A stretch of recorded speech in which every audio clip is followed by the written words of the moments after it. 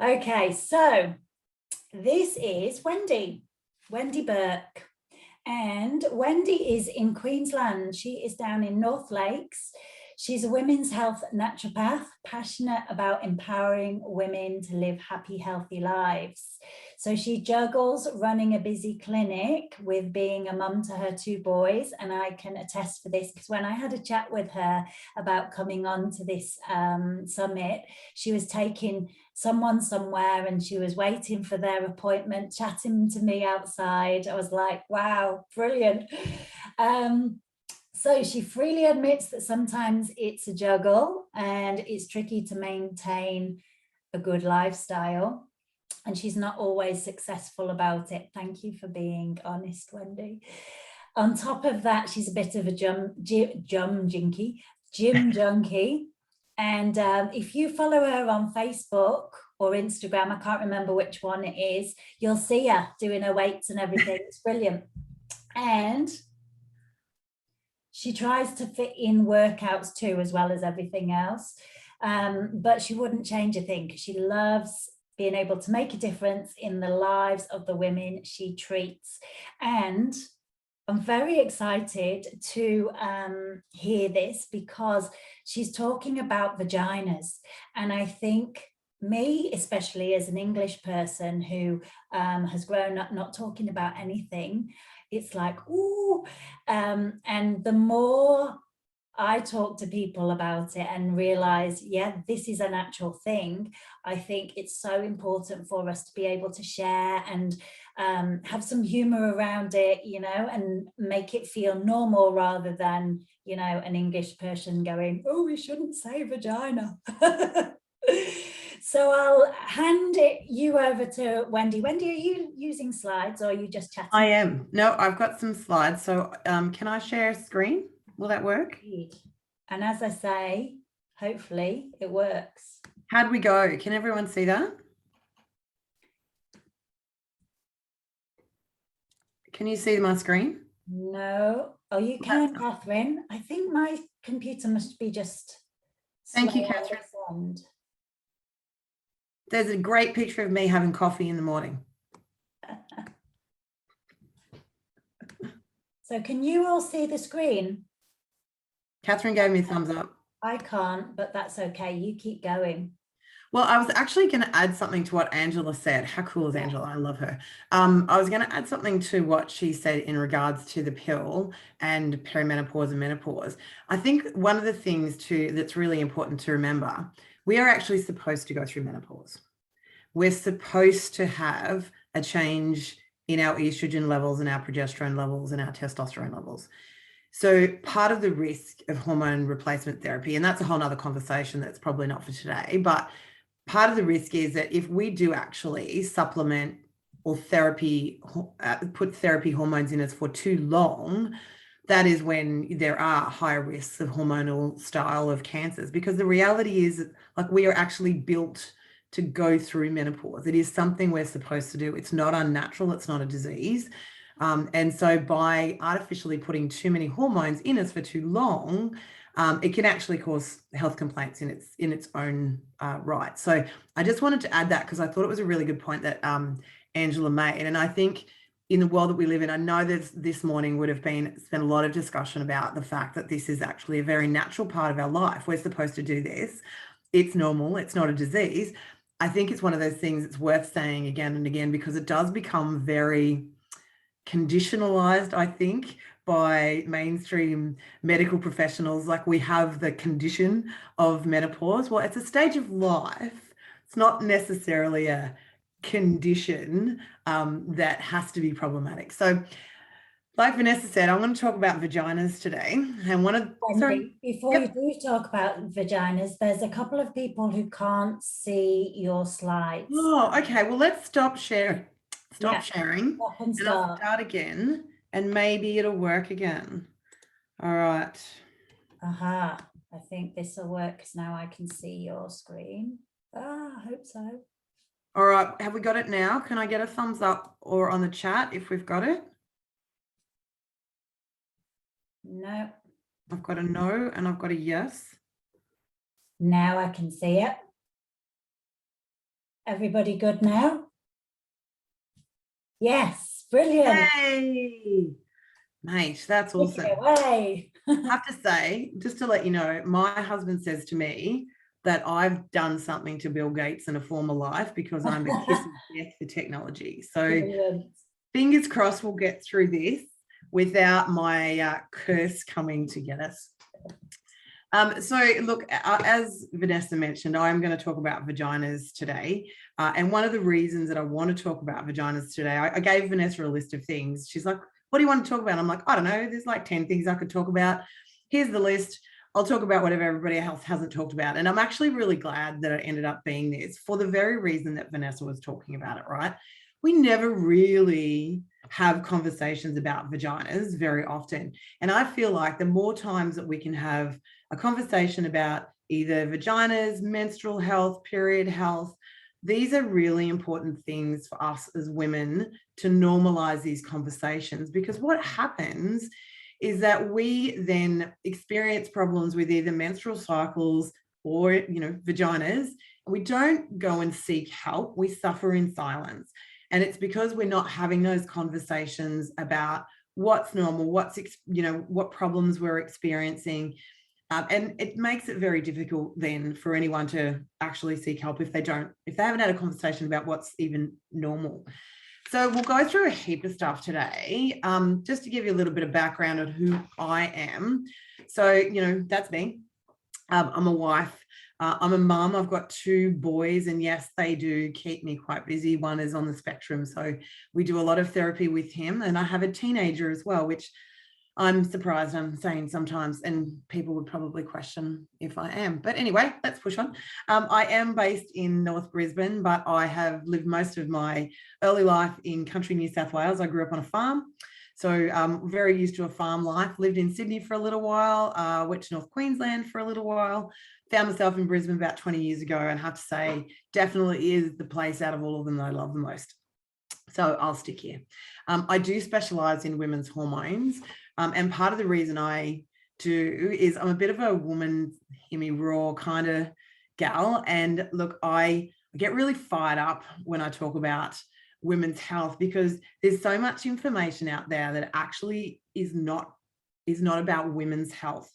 So many of the studies and medical studies that have been done in previous years have actually been done on men and then just transferred across to women. And the reality is we're like 30% different genetically than men. So a lot of the health information that has been bandied about is not in fact entirely true for women.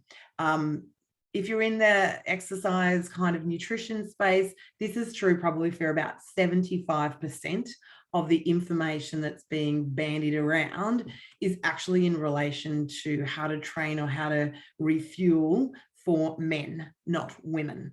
And there is a marked difference. The thing about women is there's also a marked difference depending upon where we are in our cycle as well. So for many, many years, we were deemed as a bit too complicated to study because we're quite different creatures from the early part of our menstrual cycle to the later part of our menstrual cycle, and even during ovulation.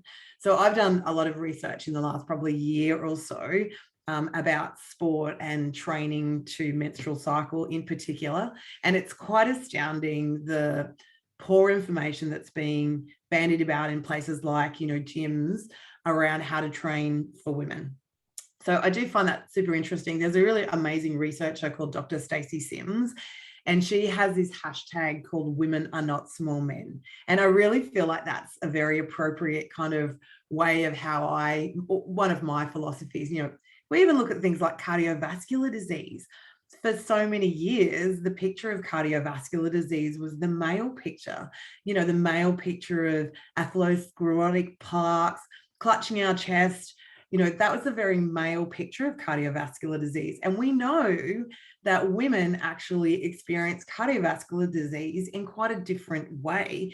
And it's actually more serious for our first event than it is with men. And that's only been the last sort of decade that we've really understood that there is actually a difference between men and women with that sort of thing. And when it comes to female-only conditions, stuff like endometriosis, I mean, the research has been, almost non-existent until the last 5 to 10 years, where, thank God, we've had some really tireless campaigners who have, garnered a lot of funding and have got some more research as well. And look, my philosophy is we are 50% of the population, half the population. There's not half the amount of studies that have been done on us. And half of this population at some point will go through menopause. Half of the population has a menstrual cycle. So I'm all about the conversations, because we need to make sure that this is a normal conversation for us. So I used to be really unhealthy as well, which people who've only met me in the last sort of 15 years find that really hard to believe, given that I am a bit of a gym junkie. But I was in a stage of my life 20 years ago where I smoked a packet of cigarettes every single day. I drank solidly from Thursday night through to Sunday. The cigarettes can, thank you for that nice grizzly voice that I've got. I was pre-diabetic. I was in corporate, late nights, really stressed, and probably maybe had a serve of vegetables a day. After I had my first son, the teenager, I had a bout of postnatal depression, and that really caused me to sit and have a look at what I wanted in life. So I went back to college, retrained, changed my career, and ta-da, here we are now. And I am currently going through menopause as well. So I'm in late stage menopause, where my cycles are quite erratic. So period underwear is my friend, because I'm never really 100% sure when I'm actually going to get my next cycle. So let's kick on. What are we going to cover today? Look, we've actually got a fair bit of time, and maybe I probably should have said to Vanessa, maybe I don't need quite as long, but anyway, here we are. So we're going to talk about the whole body impact that hormones has, and I know that a couple of people have gone through that, so I'm not going to go through it in huge detail. We're absolutely going to go through vaginal physiology 101 or 101 really, and I think that's important again, because how do we know when things aren't going well if we don't know what the physiology is to start off with? And also, I'll be honest with you, I'm thinking, we're either a mum, a grandmum, a sister, an aunt, and I feel like the more information that all of us have about our own physiology, we can spread the word to other people. We don't have to be tireless campaigners in regards to healthcare. All we need to do is start a conversation or help a conversation along with any information that we get. And that's how movements of change are ultimately put forward, is when people start having those conversations. So we're obviously going to have a look at how perimenopause and menopause can even affect vaginal health, right? Because that's why we're here. What you can do about it, most important, because it's all fine and well to know the sciencey part, but at the end of the day, you want to know what you can do to try and maintain your vaginal health as long as you can. And I'm with Angela 100% about, I'm maybe halfway through my life. I have got decades of awesome fun yet to be had. And I do think that all of us, regardless of our age, have a right to have sex that's not painful and not be in pain when we urinate, and, have a vagina that's comfortable. Not unrealistic things. And hopefully we'll have some time for questions at the end.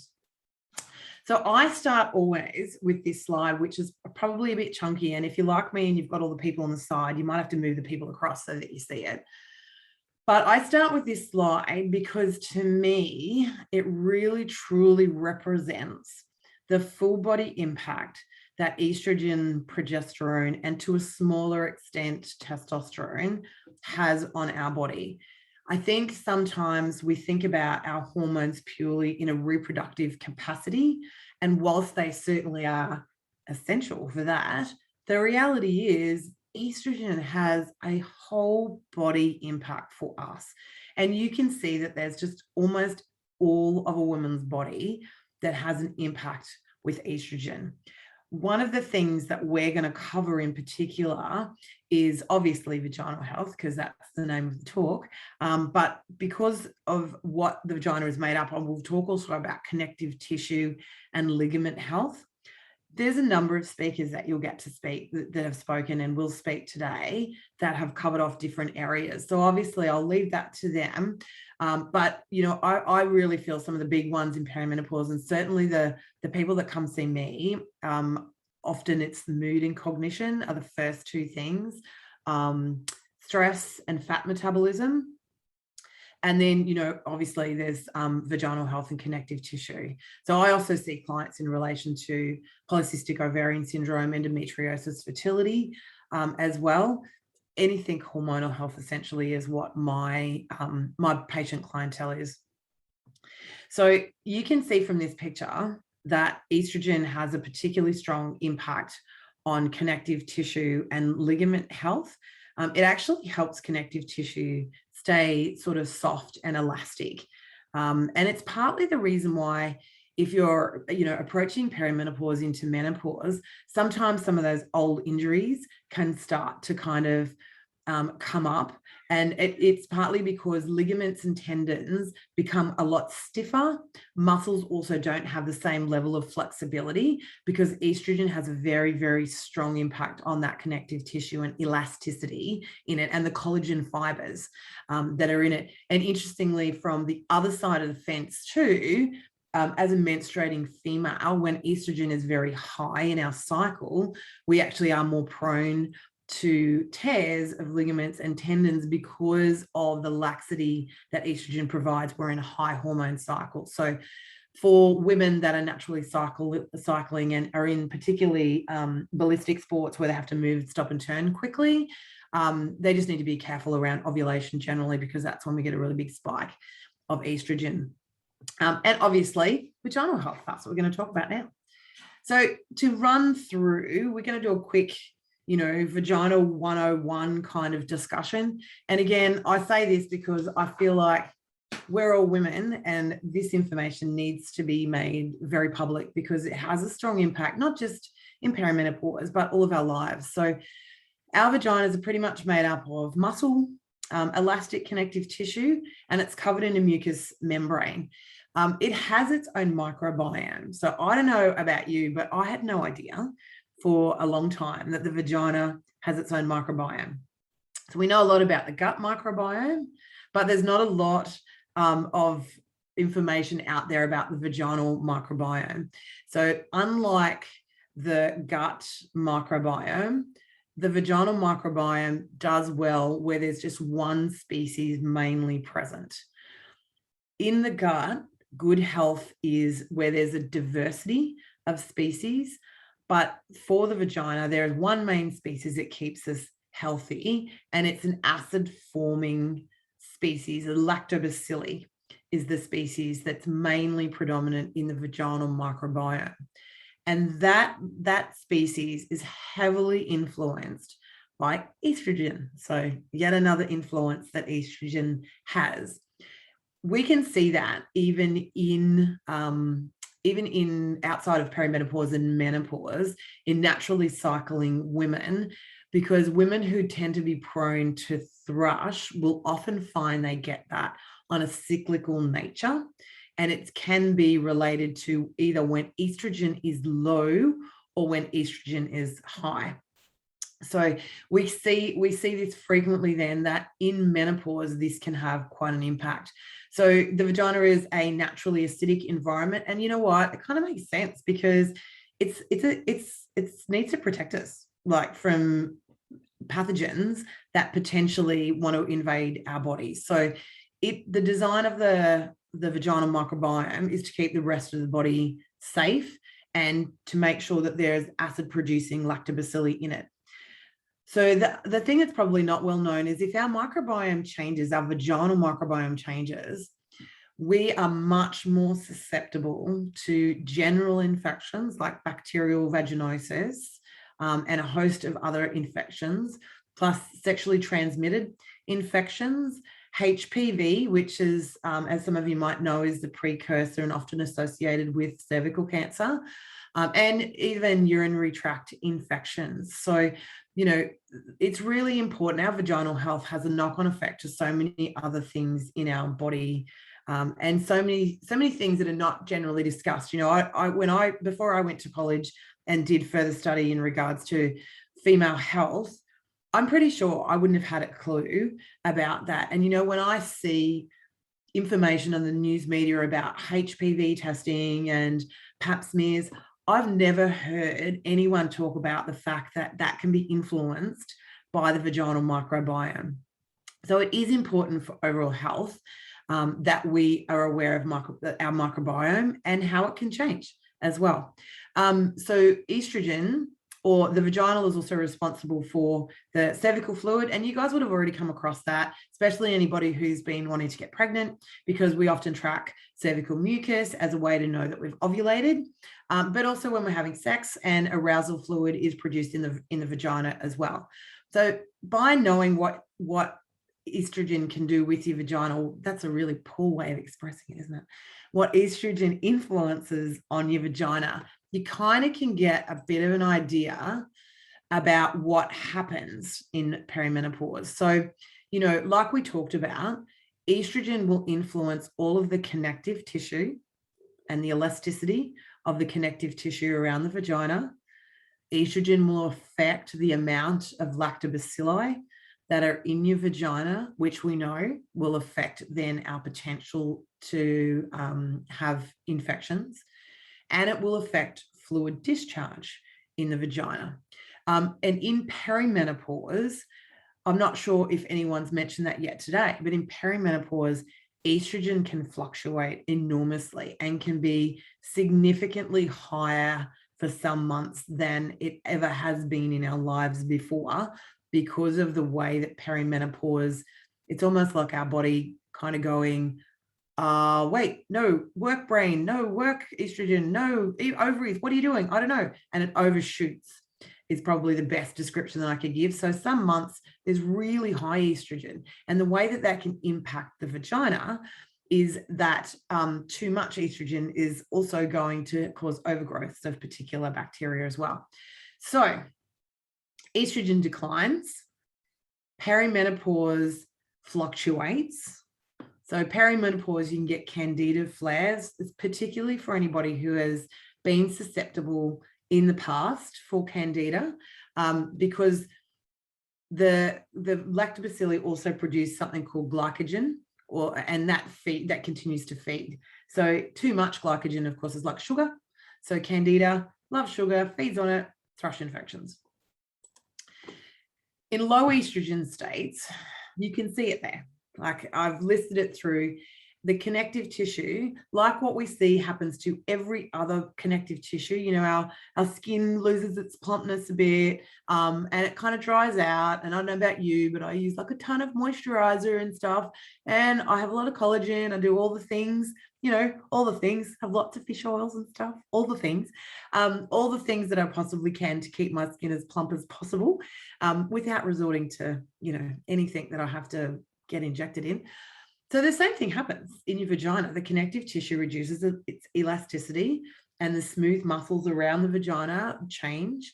The vagina actually gets shorter and narrower because we're losing all that moisture in those oils, and the ligaments and tendons are becoming stiffer and kind of, they almost shrink a little bit.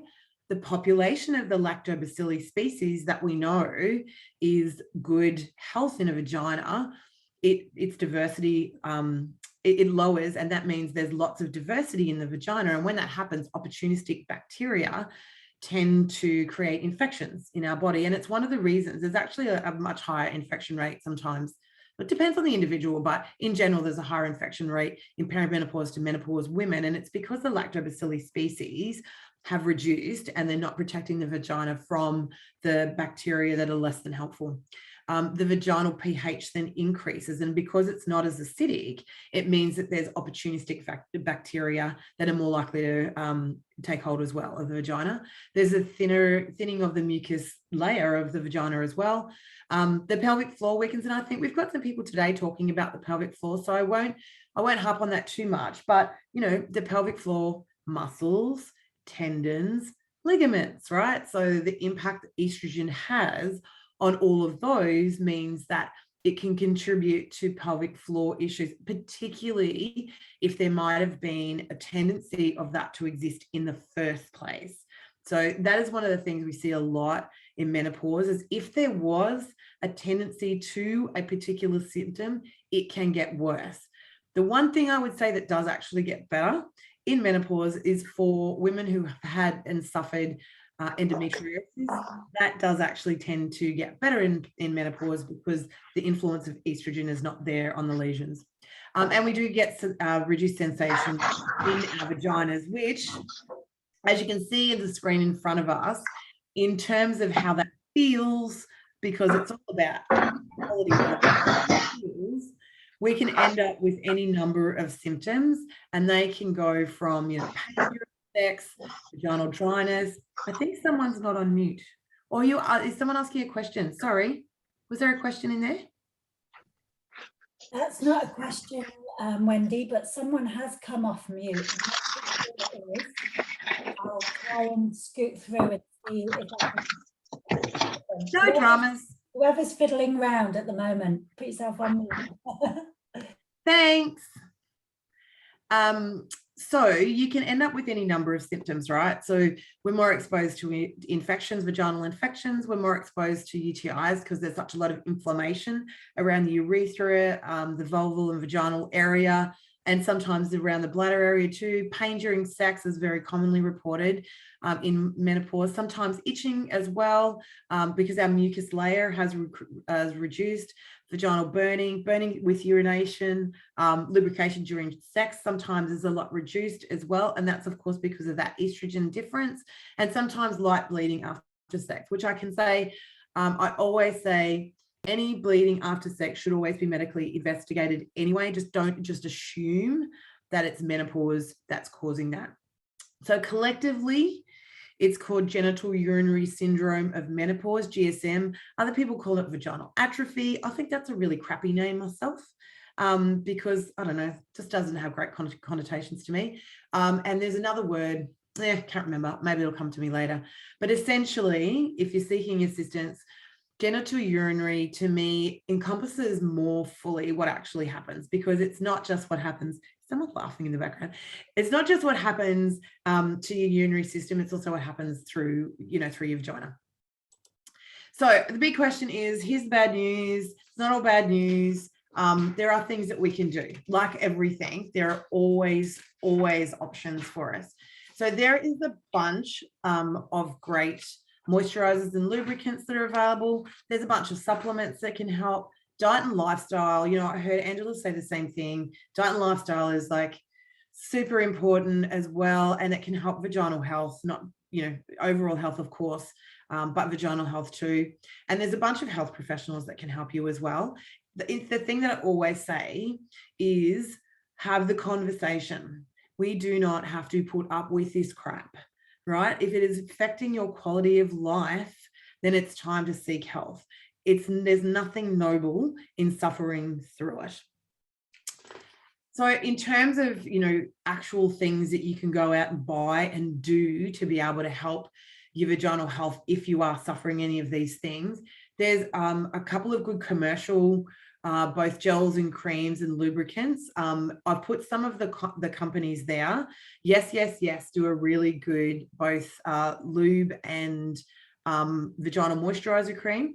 And like, it might sound really weird, but we moisturize our arms, it has exactly the same effect, right? It's connective tissue. So there is a lot of good research around how moisturizer can actually help, specific moisturizer can actually help vaginal atrophy.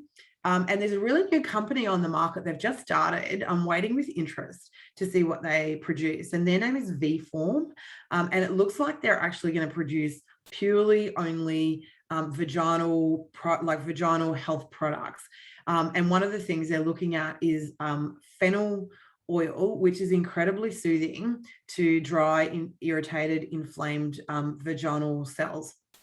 So that's a really cool. I would go in and find, they're on Facebook. I would like them and follow everything they're doing. I'm a big fan. And I know one of the naturopaths that have provided them with some information, and she is one of the most incredibly gifted and knowledgeable naturopaths when it comes to vaginal health. And information second to none. It's essentially the only thing that she specializes in, because it is her sole focus. She's doing a PhD I think, in vulvar-vagina candiditis, recurring vulvar-vagina candiditis. Incredible woman. Anyway, so there's also a homemade gel that you can make that really soothes irritated mucous membranes. And I've got that recipe that's at the end of this slideshow as well. I've also got a recipe from some homemade fennel pessaries, but quite frankly, I'm time poor. They take some time to make. So I just buy them from a business called National Custom Compounding. They're all online. And I'm hearing that VForm are also going to be releasing a fennel pessary as well. So because there's the fennel and the oil, it's quite soothing to membranes. There is also estrogen cream that is available. And look, I know people get really nervous about hormone therapy, and I'm not a doctor, so I'm not going to give you any advice in regards to hormone therapy, but there is clear research that does indicate that estrogen applied to vaginal health does not have the same potential hormone causing impacts that hormone therapy does have. So that is obviously something you need to speak to your doctor about. In terms of supplements that can help, sea buckthorn oil is something that's easily available and it has a real affinity to the mucous membranes of the vagina. It's also actually just really good for the rest of your health anyway. And it's got good research behind it as well. I'm a bit of a science nerd, so all the stuff that I have gone through with you today actually has some decent research behind it. So sea buckthorn oil orally you can take. Linseeds and flax seeds orally, there has been some research in regards to how that can assist with vaginal lubrication as well on an ongoing basis. And I figured 2 dessert spoons of linseed and flaxseed, how hard is that to do in my life? I can probably do that. Food is medicine, right? Particular probiotic with lactobacillus strain, and I've popped down the strain there, crispatus, that is particularly found from vaginal health. And the thing that we know about the gut and vagina, even though the microbiome is different, they do have crosstalk. So any work that we do through the gut will actually impact the vaginal health. D-mannose is something we use a lot for reoccurring urinary tract infections. It's the active ingredient in cranberries, which I guess a lot of you would have heard of. And we use that a lot for reoccurring UTIs. It prevents one of the bacteria adhering to the bladder wall. Red clover and black cohosh are herbs. And I usually say to people that if you're going to take herbs or you're considering taking herbs, I feel it's best to do that with a health professional who is dealing with herbs. So a naturopath would be ideal, or a herbalist would be ideal. But many of these supplements are available just off the shelf. And vitamin E oil. Obviously, if you're looking at doing anything vaginally, it needs to be of a decent quality. Do not buy anything with fragrances and artificial crap in it. If you're getting flaxseed oil, then you know it's in a good olive oil. There's no additives, there's no preservatives. If you're applying vaginally, make sure that there's hygiene involved, all of the sensible things that people would do as well. But I think the point is that there's a whole bunch of stuff that you can do, and you can do right now as well. Diet and lifestyle, I reckon I'm not going to be the only person that talks about this today. So lots of veg, any antioxidants are great. Great oils, olive oils, linseed oils, fish, fantastic. Phytoestrogens sometimes receive a bad rap, but the basic ones that aren't processed are the things that I always recommend for my clients. I'm not going to be the only person that talks about caffeine, alcohol, and sugar today, so I won't harp on that. Smoking obviously is, not good for anything. And look, if you're experiencing irritation for the meantime, until you can help with the vaginal mucosa, then cotton underwear, loose fitting clothes are also good. For God's sake, stay away from those feminine sprays and the scented washes, because they can irritate your vagina more than anything. And I think the really important thing too is if you're experiencing painful sex with your partner, talk to them about it. Talk to them, because they will help most of the time. And, there are things that you can do, foreplay longer, use lube. There's studies about that, sex is generally considered more satisfactory when lubrication is used anyway. It just becomes a normal part of your relationship if we normalize it. And that's the point. We actually have to normalize it. Bunch of other health professionals that can also help you, particularly with urinary incontinence. Pelvic floor physio is amazing. I actually refer a lot of my other pelvic pain clients to pelvic floor physios as well. Naturopaths, it goes without saying because we're awesome. I am one, so, biased. Nutritionists and dietitians can also be really helpful. Mindfulness coaches, because we know how much the brain impacts all of our sensations. Doctors can be really helpful. The one thing I would say also about health professional, if they're not taking you seriously, or if they're fobbing you off about any uncomfortable sensations or dry vagina or pain with sex, get another one. We have a right to have sex that's not painful. We have a right to live a full life. We don't have to be uncomfortable. It's not something that we don't have to talk about. I've got decades of life left in me, as do you. And we have a right to be as comfortable and as healthy as we possibly can be for the rest of that time. So my 6 key takeaway messages today is that estrogen has a really strong impact on the structure and the environment of the vagina. And we can experience things like increased infections, pain, dryness, and irritation because of its impact on vaginas. There's a heap of stuff out there that can help you. There's lots of creams and lubes, and there's getting more and more on the market. Diet changes and stress reduction has a massive impact and can help so much. And health professionals can really help as well. Always talk to your partner and to other women as well, is my big, big takeaway on that. This is the fennel oil pessary recipe, but honestly, if I don't have time to make it, you probably don't have time to make it either. So I just buy it.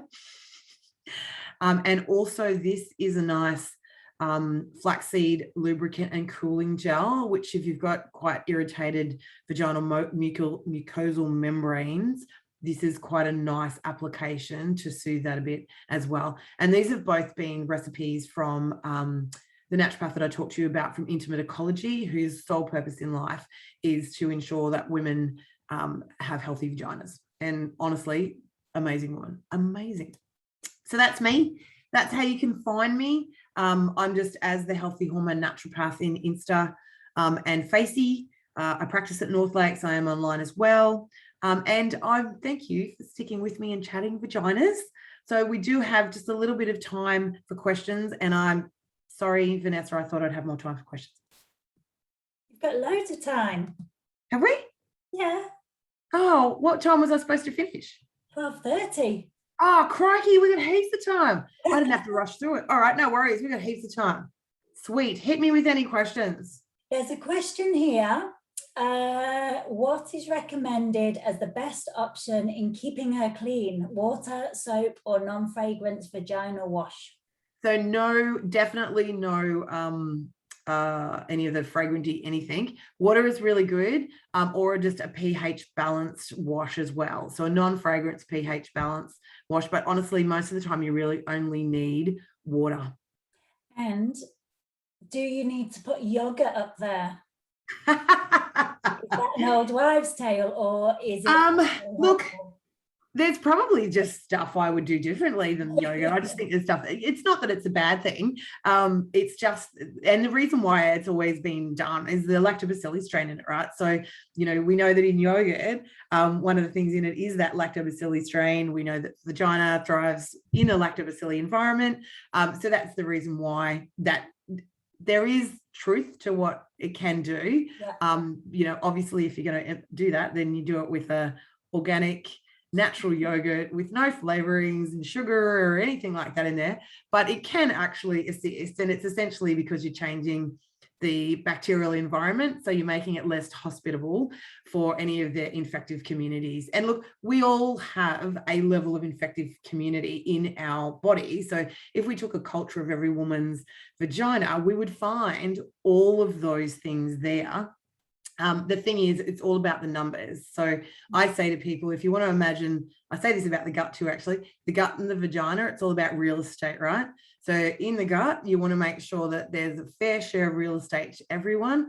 Bad guys that are on the wrong side of town get a little bit of space, but not too much space. In the vagina, we want the good guys to have the most plush real estate and the bad guys to only have, slums in the corner. And if the plush real estate decreases and the slum area increases, then that's when we see that there is infections and stuff present. That's a brilliant way to explain it. I love it. Another question. I have a slight prolapse of my vagina, which creates a problem with my bladder. So gut leakage sometimes when I sneeze, cough, or run. Any tips on how to use herbs and diet to help with this? So for a prolapse, like if I'm to be, 100% brutally honest, for a prolapse in itself, herbs and diet may only partially assist that, because there's tissue that has is torn and prolapsed.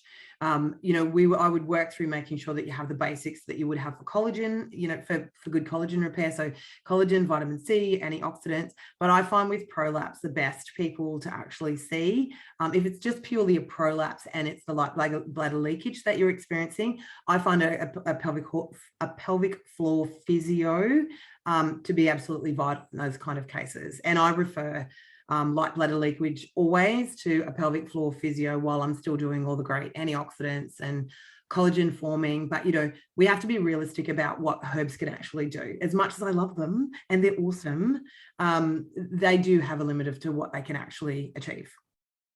And can you recommend a pelvic floor or prolapse specialist?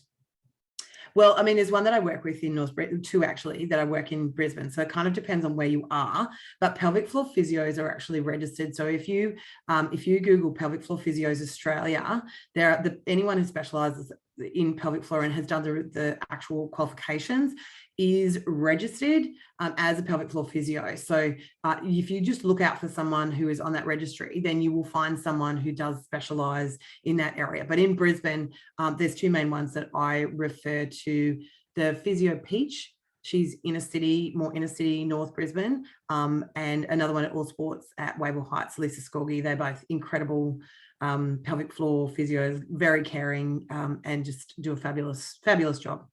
So, Catherine, just look up that site in New Zealand. Yeah, look, I don't know about New Zealand, I'll be honest with you, Catherine, but I would imagine that the Physio Association in New Zealand would have a very similar thing. They do in most countries, because it's such a specialised area, and because you have to have had further education in relation to pelvic floor, because it is an internal exam as well. Like it's a full exam. So you need to have had further study and additional qualifications in order to be a pelvic floor physio. So whatever the association is in New Zealand, they should have a list of who is a pelvic floor physio and has done the qualifications. Fabulous. Now, a little bit away from pelvic floors, do you recommend any certain brand of collagen? Yeah, look, not a brand per se. Oh, I do recommend a couple of brands actually, now that I think about it. But for the main thing I always look for collagen, it's an animal product, right? So whenever I think about animal products, I always think organic is always a good idea, simply because it's an animal, right? And we know what potentially they can be exposed to. So on that basis, I tend to suggest from a retail brand, Nutri-Organics do an exceptional range, and they're quite accessible as well. They're in most health food stores. They have an amazing range, and they're getting bigger and bigger. Collagen is like the super child at the moment. I don't know if you've all noticed, but collagen is everywhere, isn't it? So it is like the queen and king of supplements. And look, I was a fan of collagen long before it became famous. So I don't know if it'll remember me when it's famous. But it's got a lot of great benefits. So collagen is also something I do tend to suggest for people who are having trouble getting enough protein in their diet as well, because collagen is a really nice way to get a little bit of extra protein. It's heat stable, so you can actually put it in warm drinks. You can put it in soups and stews. You can put it in bone broths and things like that. So it actually becomes very, very easy to have. I actually, I'm a naturopath, right? So I sneak stuff to my kids all the time and experiment on them. It's part of our job. So I actually make pancakes on Sunday, and I pop collagen protein powder in my pancakes on Sunday, just to make them a little bit more, protein orientated rather than just refined carbohydrate orientated. But it's such a versatile supplement. The only downside, and of course I'm getting a little sports nutrition here, can't help it because I've got a bit of love for it. The only downside to collagen is it's quite low in leucine, So if you're using it as a sports supplement when you're post-exercise, it probably doesn't have all the branched chain amino acids that would be good for a replenishment after a workout. So use it as a general purpose, help my skin, help my nails, help my gut, good amount of protein, but be mindful that you'll probably need something additional if you're using it as a sports supplement post-workout. Now, it's interesting you said Nutri-Organics, because that's the collagen I take as well. And they also do different protein powders and post-workout things and stuff. So you can just stick it all in the same smoothie or the same whatever you're making. And yeah, they're brilliant. I was going to try and see if they would give me some prizes. I'll still work on them. Tell them we've used their name in a very beautiful way. So everybody round for breakfast at Wendy's on Sunday. They are delicious, I can tell you. I use 3 different kinds of flour to make them as low gluten as possible and easy on the gut, but the right nutrition and a little bit of protein and some amount of carbohydrates with my berries on the top. They're delicious. Amazing. Another question. So say, for instance, that people are finding that sex hurts.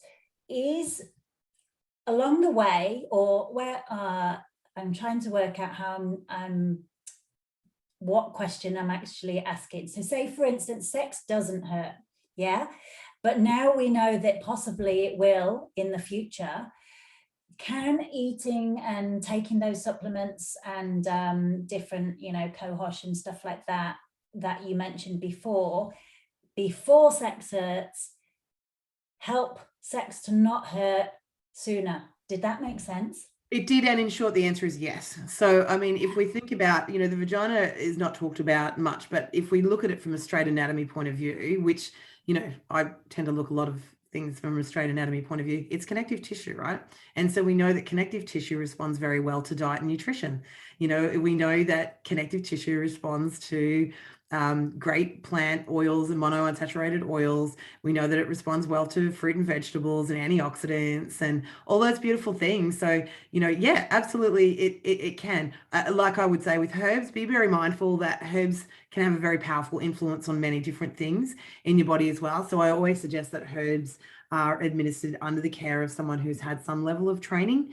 And look, I would say the same thing, even dare I say, with some essential oils. Be mindful if you're ingesting those as well, because they can also be very powerful too. So it just needs to make sure that you are under the care of someone who actually does know what the herb potentially can do, because whilst the herbs are natural, they still have a very powerful effect. But the very short answer is, yeah, absolutely. They are muscle and connective tissue exactly the same as all of the other muscle and connective tissue that you have in your body. Interesting. I was thinking while you were saying that as well, it's interesting because I'm a little bit of a naturopath nerd and I like knowing about all the herbs and stuff like that. If I didn't do what I do now, I think I would have become a naturopath. Yep. So some of the things, what was the first thing on your list? Red clover? Yes. No. Yep. Was it red clover? Well, anyway, some of the things I hadn't heard of before. And are they specific just to perimenopause and menopause, or are they specific to other things as well? So red clover and black cohosh in particular are very, very heavily used in the naturopath world for menopause and perimenopause. They have quite an affinity in regards to estrogen, but they do need to be used in caution, because there are people that have quite strong reactions to red clover and black cohosh, particularly if they get headaches. Black cohosh can actually make headaches worse if they're estrogen related. There's a host of other herbs as well that we use, and there's some really beautiful feminine herbs, Schisandra, Shatavari, or Schisandra is probably more a liver herb, Shatavari, some great Chinese herbs as well. So there's a lot of different herbs, and it sort of depends on the picture of the person too, because there's not only, nobody's just a vagina, right? Just as the same as nobody is just a brain.